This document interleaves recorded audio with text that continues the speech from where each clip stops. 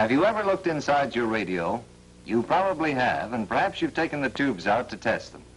The vacuum tube makes it possible to transmit sound, whether by radio, a loudspeaker system, or a motion picture projector.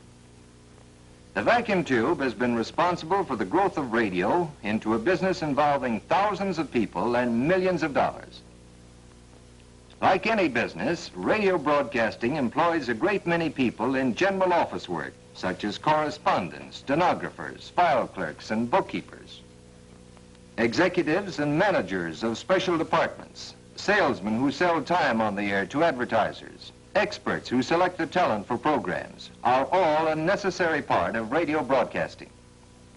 Continuity writers prepare script, and other writers handle publicity, news, and material for special educational and foreign programs. News commentators broadcast stories gathered from all corners of the world, often analyzing important events and expressing their own opinions regarding them.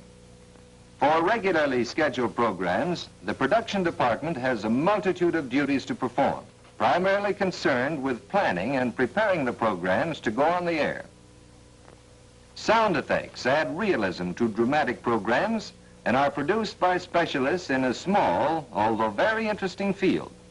Actors and actresses perform for unseen audiences, and control men skillfully operate the apparatus which mixes sound effects, music, and dialogue.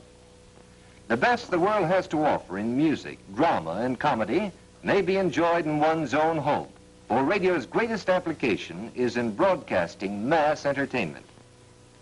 Many programs are broadcast over radio networks, and telephone lines are employed to connect the studio with the various stations. As a program may originate in a studio at New York or Hollywood, the use of telephone wires makes it possible for stations thousands of miles away to broadcast the program. The master controls are operated by men who have advanced from the ranks. Their work requires perfect coordination of mind and hand, for station hookups must be made on the split second. During the short period allowed for station identification, telephone lines, which have been set up in advance, are connected to feed the program to the network stations. The maintenance of radio broadcasting equipment employs a large number of workers known as technicians. It is their job to see that the apparatus is kept in perfect working order. In the stations, we find these men at work on the amplifiers and on the power equipment. They are not developing new methods or devices, but are maintaining those which have already been developed by the engineer.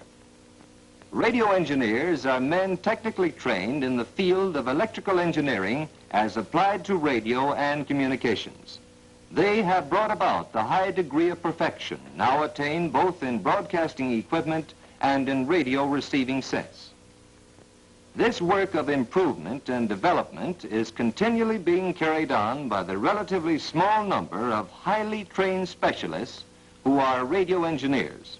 Theirs are among the top positions in radio. These positions have been filled by men without professional training, but today there is little chance for a man to become a radio engineer without training in a first-class engineering school. Radio manufacturing in general is classified as unskilled work, as most of the jobs can be mastered in a very short time. Many women are employed assembling and inspecting radios as the work is not heavy. Ordinarily, such work does not lead to responsible positions and should be avoided unless one will be satisfied with employment in manufacturing. However, men with training are sometimes placed in the production departments of radio manufacturing plants to gain practical experience. This work serves also as a proving ground for these men, and those who qualify may advance to positions of greater responsibility. Because radio broadcasts are so popular, the public demands prompt and efficient repair service to radio sets. This has created a large field of employment. However, the supply of radio servicemen generally exceeds the need, and this makes it extremely difficult for any but the well-trained to succeed in the work. Often, the most successful radio dealers and salesmen are those who can talk with authority about the products they sell, frequently because they've had practical experience in radio repair work. The radio service field is not a good stepping stone to the radio engineer's job unless it is followed or accompanied by technical engineering training. A very interesting field of work is that of the radio operator who sends and receives messages. He must be able to send and receive the International Morse code at a specified number of words per minute.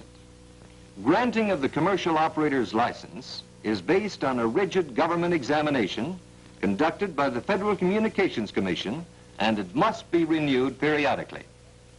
Radio operators are found on practically all large ships. They communicate with other ships and with radio stations on land. The operator at the land station sends and receives commercial messages, handles weather reports, and listens for distress signals from ships at sea. Air travel has become safe today largely because of the application of radio principles. On commercial airlines, the licensed pilots must be radio operators. In addition to flying the plane, they must report their positions and get their bearings, weather information, and landing instructions from the radio operators at the ground stations. The ground station operator does not have to be an aviator. In addition to handling messages, he must understand the theory of radio and how to make minor repairs in order to keep his station on the air. The operator's work is to maintain contact with planes in flight, as well as to communicate with other airports regarding schedules, passenger reservations, and weather conditions. Men with radio training often find employment in allied lines using basic radio principles. Among these is the sound movie. Through the use of microphone, amplifier, and vacuum tube, the sound for motion pictures is photographically recorded on the edge of the film to form the soundtrack. When the soundtrack reaches the thousands of theaters, it is reproduced by means of a photoelectric cell, or electric eye, amplifiers, and a loudspeaker system. Maintenance men with fundamental knowledge of radio technique are constantly employed to keep this delicate equipment in working order. Public address systems also use some of the principles of radio. They range from the temporary and portable unit to permanent installations in large auditoriums. Many operators of portable public address systems own their own equipment, which is in demand at county fairs, sporting events, political rallies, and conventions. This type of work requires some special training, but the field is so crowded that it offers few really good jobs. The better jobs are those planning and installing the large permanent public address systems. But this work requires a thorough background in radio and acoustical engineering. Another field requiring thorough engineering training is the transmission of photographs by wire and radio.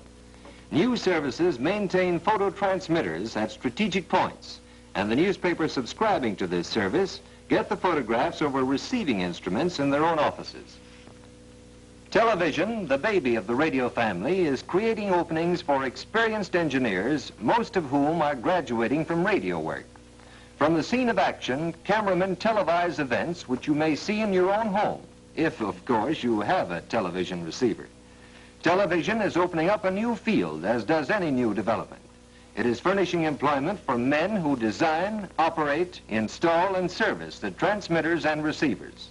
But men with radio experience, especially those who have prepared themselves through study and application, are given preference.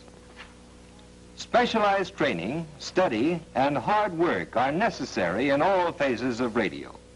In spite of the size and importance of the radio field, it doesn't hold great opportunity except for those who are able to secure the highly technical training which it requires. The best training is that obtained at a first-class electrical engineering school, specializing in communications engineering.